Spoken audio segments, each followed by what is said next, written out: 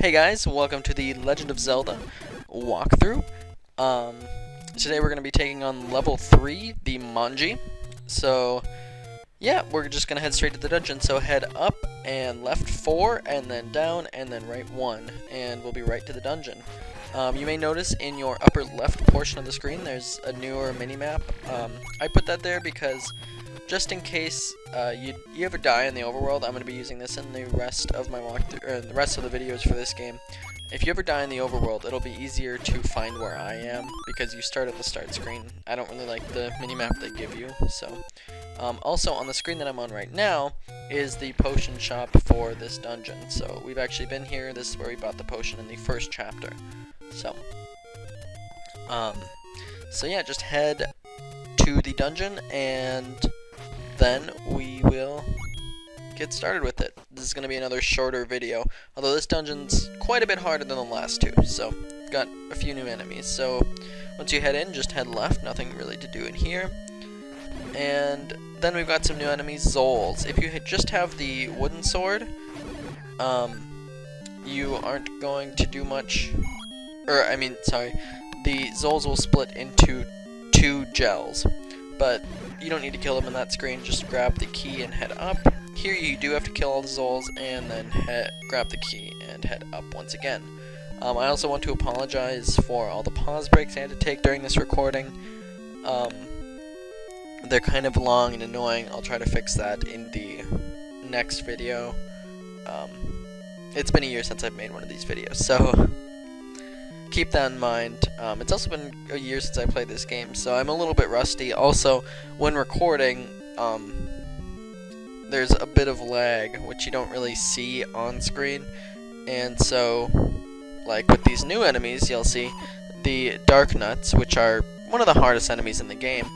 They're a little bit harder to kill than even normally, so take that into mind. You can criticize me all you want, I don't really care. But anyways, these are new enemies. These are Dark Nuts. So if you're not very familiar with the Zelda series at all, these are the first time these are, you know, kind of a staple enemy in the series. So they're difficult. You can't attack them from their fronts because of their shields. So you have to attack them from their sides or backs, which can be hard because it seems to me like they tend to walk towards you. Here's some more of them on this screen. Anyways, from the first Dark Nut screen, you want to have left 2.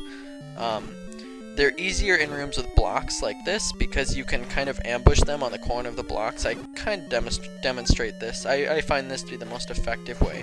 They're hardest to fight in an open room. So if you see them going by a block, you'll be able to get a side shot in on them almost for sure. So there's that. From here you want to head down, and there's going to be a bunch of Dark Nuts in this next room. I recommend avoiding them like I do in this, like I do in the video here. But you can kill them if you want some extra rupees or bombs, and then head down these stairs.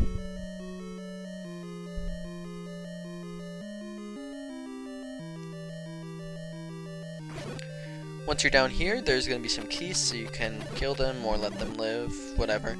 Be a good soul to them. And head up and grab the raft, which is the dungeon item. That will allow us to get some, not only get to the next dungeon, but allow us to get some goodies before we go to the next dungeon. So we'll take care of that in the next chapter, before heading to the dungeon. But for now, we're going to focus on this dungeon here. So once you've grabbed the raft, you can go back out the way you came, and then head up a screen. You'll see I get a little lost here. From the screen that I'm on right now, you want to head right 2 screens. I only went right 1 screen and then went up. So obviously you'll meet with a dead end if you do that. So, but it's not a big deal. It's not like you waste a key or anything if you accidentally miss the heading right 2 screens. So once you've headed right 2 screens, which is the room with the original 3 Dark Nuts that we found, you want to head up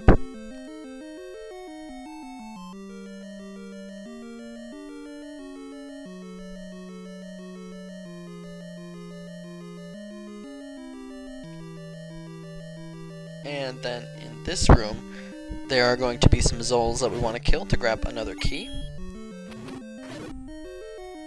And then we're going to want to head right again. So in this next room, we're going to be able to grab the map. So that's why I'm not doing the mini-map things in the dungeons, because they already give you a good map. I don't like their overworld map in this game.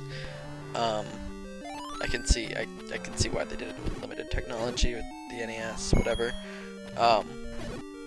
But I figured for someone who's not as familiar with the game like me, it's going to be more helpful to have a more comprehensive map on the screen. So that's why I did that. From there, we're gonna want to head down to fight more Dark Nuts, kill them all, and then head right, kill all the enemies in there, and then we're gonna head up to the boss. So after the room with the Dark Nuts here, the room to the right of this room, there's a new enemy called the Bubble. The Bubble is really annoying because it cannot be killed, and if it touches you, you lose control of your sword for about a few seconds. But it's really annoying if you're in the heat of battle, and we'll see them later in the game too.